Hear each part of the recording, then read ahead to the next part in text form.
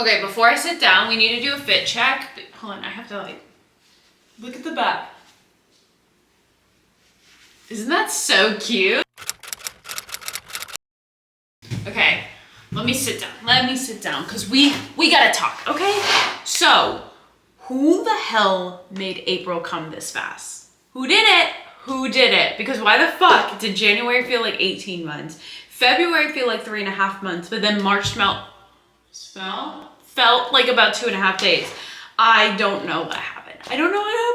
But now I guess it's already April and we need to go through my April hopefuls. Now, did I do this for March? Yes.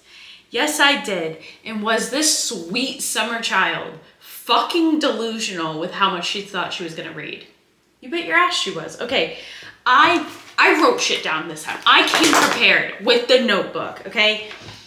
I rewatched that video. Well, not rewatched the whole thing. I went through the video and I was like, okay, what did we decide was my TBR for March? And we had 9 books that I said we are gonna have on the TBR. Do you wanna know how many that I did? Do you wanna guess? Anyone? 3. 2 thumbs down.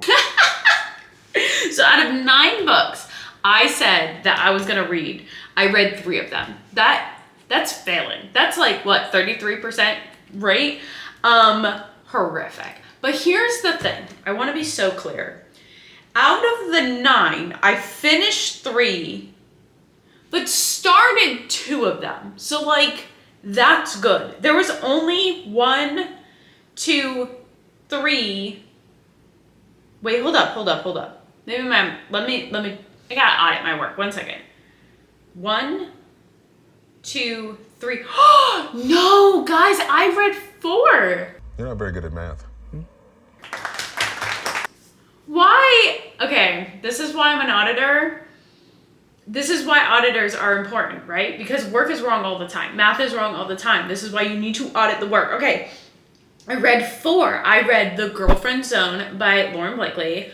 Favorite book boyfriend, by the way. Like, Noah Riley was my number 1.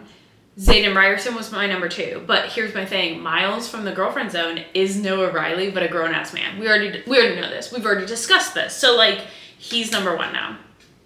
I don't make the rules. Okay, I also read Ruthless Creatures, which, in all fairness, I think when I made my March TBR, I had already finished Ruthless Creatures, which is Mafia. I did that as an audiobook. That was a good-ass time. Okay, so fun. Then I did Phantasma, which we talked about this in March, that I had that on my TBR for since the beginning of the year. So like, I made a rule that if I did not finish Phantasma this month, my bestie could kick me out of my own book club. So there was high stakes, but I fucking made it. And I did like that. I did it as an audiobook. It is third-person narration, which is I'm not normally a fan of. Like, I'll be honest, I'm not normally a thing. But I've realized if I listen to it as an audiobook, it works. Because when I read the physical book, I want to be in the book. I'm in that book. When you tell it to me as an audiobook, somebody else is telling me the story anyway, so it's okay. Like, I can make that work. I also like the MMC from that book, like a lot. Like, I'm down. Ghost Daddy? Is he a ghost daddy? Okay, I digress. So, and then I also did Leather and Lark, which in all fairness, I had really started at the end of February, and then I finished it in like the beginning of March. That was a good time too. We already talked about this. I will not bore you with the details, but that one's funny. I like that as an audiobook. I really love him. She was okay for me. We'll see. But so that's 4. I read 4. I did start 2 of them. So I started Wrong Play by C.R. Jane. This was my most anticipated read of the year because I read The Wrong Quarterback in November, and then this is Jace's book. So like, you read Wrong Quarterback, you meet Jace, he's the best friend, and you're like, I fucking, like, what do I need to do? Crawl through broken glass? I need his book right now. And so I started it. Fucking fantastic. It's fucking perfect. I'm only 40% in, and I had to like put it down because I have other responsibilities, okay? And I cannot wait to get back into it. He is so funny, and I feel like trying to do funny in a dark romance can be very difficult. Like, sometimes it's like, especially when you get into their head, almost like, here's a good example. Nico, if you've read God of Fury, right? So like Rena Kent, Legacy of God series. When we were seeing snippets of Nico throughout the other books, Like, he's funny, he's like charismatic, whatever the case may be, right? But I loved I've never really talked about this. One of my favorite parts of God of Fury is the fact that Bran is so cookie cutter and Nico is so chaos. And when we got to Nico's book and got into his point of view, Rena does a fantastic job of like being chaotic in the brain, okay, right? Like, we are his point of view. You see Nico in like other people's point of view being chaotic. Like, I think it's easy to write about a chaotic character. Like, I think we always, like, everyone knows someone in their life that's just chaotic in general. But I think that if you don't have a chaotic mindset, I feel like as an author, that has to be hard to write that. And I think that Rena did a fantastic job with that for God of Fury. And I feel the same way with The Wrong Play by C.R. Jane, because this character is so funny that writing from his point of view, the thought process has to also be choppy and funny. Like, he'll be like, la-di-da-di-da. Oh, he hates me because my dick's too big. Like, blah, blah, blah, blah, blah. Oh, I love Maddie. What a drama queen. Oh, blah, blah, blah, blah, blah. And it's like, he's so like, bop, bop, bop, bop, but it's so funny to see. So, anyway, I'm just like really glad that like when I got the book, like I loved his internal dialogue. Like, internal dialogue matters, right? So can't wait to finish that. That is obviously going to be part of this April TBR. Then I started, but I have not finished Macabre Gods, which is also like a dark romance YA that I am loving. Like, I think Angel from that book is gonna be like top book boyfriend to me. But I think I'm 40% done that one. That one's a thick one. That's a big one. So like, I'm gonna get back to that, okay? And then the two that I did not read were Kiss the Villain. I did get the arc, but I got it like 6 or 12 hours before the book was released. I think there was just a delay in the mailing. So I didn't get to read it, but I heard the audiobook is so good. So I'm going to be listening to that. That is, I don't know if I'm going to get to it this month. We'll talk about that in a second, but like, if not this month, it's definitely in May. Like, it's definitely happening. And then Scythe and Sparrow, so the last book of the Ruinous Love trilogy by Bryn Weaver, was also on my TBR. I want to listen to that as an audiobook as well. That is still out there. Like, I still want to listen to it, but again, we'll see if I get to it in April, because I think I overextended myself for March. I rearranged some shit to maybe we could read more in April, but I don't know. We're going to try to be a little more realistic this time. And then the last one was I pulled one from my TBR jar. I don't even remember what it was called. So, we'll see. We're not doing, no more TBR jar. I can't do it. Okay, let's get down to business. I'm sorry, guys. This is like a March wrap up, April TBR. You get 2 in 1, okay? So, April for book club is actually Athletic April. Okay, so we are doing sports romances. Do you follow sports? Oh my god. Sports? I love them. I'm in my sports romance era. Like, we did Bad Bitch January, we did Fantasy February, we did Mafia March, and now we are in Athletic April. And the main reason why I did this was I read Mile High by Liz Tomford? Maybe I'm making that up.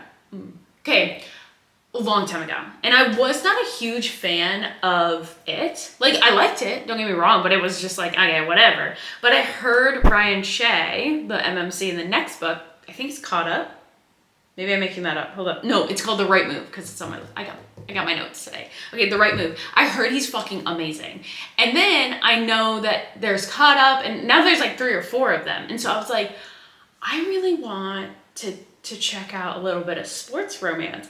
And then I've also been wanting to try out Al Kennedy's books, so like The Deal, which are hockey. Been hearing a lot of good things. So that's what like drove me to be like, let's do sports romances. And everyone's like, let's go, say less. So with that said, I have my list, okay, of books that I want to read this month, whether it's for book club or personal reasons. So obviously the first one is The Wrong Play. We already started her, and she's a football romance. Like, perfect. So we are obviously finishing that this month. Like, no exceptions, because I love Baby Jace. Like, he is everything. So that's happening. The book for this week is The Deal by Elle Kennedy. So I'm going to listen to that as the audiobook. Let me know if anybody has like, ooh, please don't, for love of God, listen to that as an audiobook. Like if anyone thinks it's horrific. Otherwise, I'm going to do it because, you know, free will. Very excited for that. So then I also, this is one, I started Lauren Blakely's The Proposal Play like forever ago as an audiobook. I think it dropped in February, but that one's a big one too. That was a long one, and I had to like put it down for a while, and I kind of forgot I was in the middle of it until like yesterday. And I was like, oh, what should I listen to? And I was like, oh my God, I never finished this. So I had 4 hours left of that audiobook, Hockey Romance again. So I was like, perfect month to do that. So I'm gonna knock that out. That one's good. That one's a best friend's marriage of convenience. I don't know how else to describe it. Like they've been best friends for forever. And they go to Vegas one night, and it's like a dare for them to get married. And they're like, fuck it. Like, we're in Vegas, we're best friends. Like, let's just get married. But then it hits like viral on social media. So like he's a hockey player, and she's like an artist that's being like signed on to make art for the hockey team and stuff. And so like they go viral on the internet. So like his boss and her boss, like they all see it, and they're like, we're so happy for your marriage. Now we want you guys to do this as a couple and this as a couple. So they're like, I guess we'll just stay married like for a little bit longer and do these gigs. And so like, it's been like, I don't know, every time they think like, okay, I guess maybe we should have this conversation, something else comes up, but like both of them want to be married. So like, it's really cute. I'm currently reading, okay, I started this yesterday. Like, I was reached out by the author. So like I started this book, it's called 10 Days to Ruin. And I was like, okay, yeah, sure. Like, let's check it out. It is, if you've seen the movie, I love how I ask you as if like you're sitting across from me. Have you ever seen How to Lose a Guy in 10 Days? Like, answer me, please. Okay, if you've seen How to Lose a Guy in 10 Days, this is that vibe, except for he's a mafia leader. Like, he's a Russian mafia leader. And she is, like, her dad is the leader of the Greek mafia, and they're obviously in America, but she had not spoken to her dad in 15 years. She's 33, and she is a writer, right? She's a journalist. And so she shows up at this event that her dad's holding, and she's like, oh my gosh, I have been like not talking to him for 15 years, but I'm here as a journalist, blah, blah, blah, blah. And I guess she showed up and like cut her hand. So then she had to go to the bathroom, but the woman's bathroom's like full. So she went to the men's bathroom. She's cleaning up her hand. That's how the book starts. And this super hot guy, like the Russian mafia guy, walks in, and he's on the phone, and she's hiding, and he's like putting a hit on someone, and he's like, who's in here? And so they end up having a freaking one night stand. Like, I'm telling you, page 20 of this book, spice. Like, let's go. In the bathroom. But then the book is about like her dad was trying to like do a marriage, like an arranged marriage with him and her, even though he hasn't talked to her in 15 years. Like, crazy, right? And so now all of a sudden, like by page, I don't know, 45, they're now arranged marriage. So the guy who has never been in love, never even thought of trying to make a woman fall in love with him, is getting this advice from the dad of like, you have 10 days to make my daughter like want to marry you before the big proposal or whatever. And so she doesn't want anything to do with it. So her and her friend are scheming of like how to lose him in 10 days, like how to be super clingy so he breaks up with her. And so she's really funny, and he's like broody mobster vibes, and it's actually really good. I actually sat down and read like 200 pages before I like started recording this. So like, so far really good. Want to read that. I started Binding 13 forever ago. I started it as an audiobook back around Thanksgiving, and like at the time I was just really busy, and I was like, I don't like, not that I didn't like it, I just put it down. And usually during the winter months, I always do like darker stuff anyway. So like it's YAs, but I heard it's so good. And my really, really good friend, she loves it. So I was like, I obviously need to keep like listening. I'm only in, I don't know, like they've met, but like, and he has his groin injury. I don't know. That's all I remember. So like, obviously I'm not that far in. So like, I think that he's a rugby player, right? So like, that would be a great one to try to do as my third audiobook of this month. So The Deal, The Proposal Play, and Binding 13 are going to be my audiobooks, which I know Binding 13 is a like 2 books. It's duet. So like, if I have time, I'll go into the next one. 10 Days to Ruin, The Wrong Play, and Oh, I was hoping for the right move. Again, I said Ryan Shea, right? So like, I'm hoping book club will pick the right move when I do basketball week. If it happens, we'll see. If they don't, then I think I have to read it anyway, right? So those would all be like read as a physical book, and then I would have at least 2 more books to read for book club, if not 3. So that's what? 1, 2, 3, 4, 5, 6, 7, 8. That's 8 books. But Wrong Play, Right Move, or I'm sorry, Wrong Play, 10 Days to Ruin, and Proposal Play are already like at least 50% done. So the 8 books isn't looking too bad. I think in March I ended up reading 7 books, but one of them was a nonfiction book. I know. Atomic Habits, which is so funny that my nonfiction book, I have to tell you, it's so funny. There's a quote in there where he's like, fuck it, read your romantasy books, read your fantasy books, read your smutty little books, do whatever you want. And I was like, thank you, nonfiction book. Thank you, Atomic Habits, for like validating me. But yeah, so those are what I plan on reading in April. If I had, actually no, because I want this to be another video. I've been requested to do 25 of 25. I guess I missed the memo because I'm not very good at YouTube yet, but we are working on it, okay? Me and you besties, we're trying to get through it. I guess like people were doing like their 25 reads that they wanted to read in 2025. And I think that would be really good for me to actually see like, hey, read these. Like make an actual TBR list of ones that like you've been looking forward to read, and then I'll share them with you. So like that's actually like self-serving as well. But if you want to see it, say less, okay? I'm here for you. So I will make that. So that will include the ones that like if I don't, or if I have more time this month, I will definitely pick one from that and we'll go from there. But how do we think? Do we think I'm going to be able to do it? I think I'm going to crush this month. I'm telling you, oh my God, manifestation. Okay, we're manifesting. I'm crushing this month. This is going to be my best month all around. My best content month, my best reading month. You and I are going to chat more. I'm going to make better videos. I'm going to do that for you. You know what I mean? A little bit more fun, a little bit more festive. Do you guys want me to take you out of the house? Do you want something other than my forest? Would you like to go on a vlog with me? Let me know. I'll take you guys on a date. Take you guys out to dinner. Little bookstore, a little coffee. Speaking of coffee, I brought my coffee. I never drank it. Can you tell this is my second one of the day? Did anything give that away?